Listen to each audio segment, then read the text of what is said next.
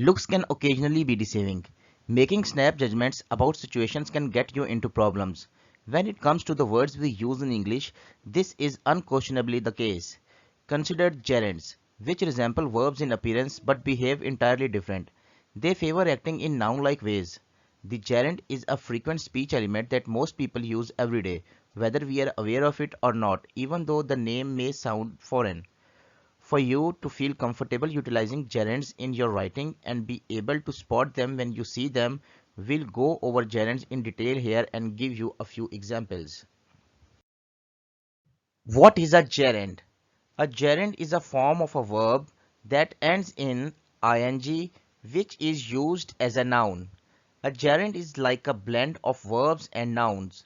It looks like a verb, but it acts like a noun. For example, since she was 5 years old, Jennifer's ocean swimming has been her passion.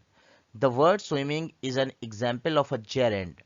When used in sentences, gerunds are treated as third-person singular nouns. For example, he, she, and it. Any verb can be changed into a gerund, except for modal verbs. The gerunds below were created from a variety of verbs: singing, meditating, cooking, being, having, dancing. Examples of gerunds in a sentence. Smith taught us dancing. She is afraid of flying. They are capable of doing hard work. Baking is one of my favorite hobbies. The movie star has very strenuous fitness routine that involves dieting, jogging, sprinting, running, and lifting weights. To turn a verb into a gerund, all you need to do is add ing to the base form of a verb. Unless a verb ends in double E or IE, we drop the final E in the verb before adding ing, as in joking, taking, and making. If a verb ends in double E, add ing like normal, as in agreeing, fleeing, and seeing. If a verb ends in IE, replace it with Y before adding ing, as in lying, tying, and dying. What is a gerund phrase? A gerund phrase is a phrase that includes the gerund, its object, and its modifiers. Because they are divided from verbs, gerunds can take objects or be modified by adverbs.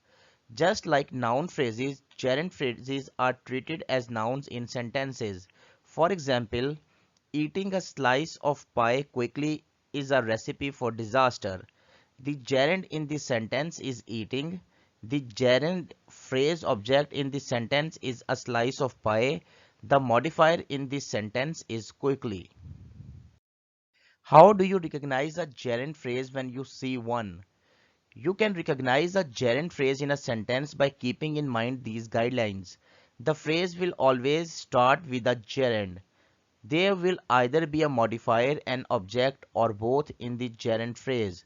The entire sentence will serve as a noun. The phrase will have a singular agreement with the verb. Look at these examples with the gerund phrases used in different ways. Reading books quietly is my favorite pastime. My favorite pastime is reading books quietly. I recommend reading books quietly to pass the time. Thank you for watching this video.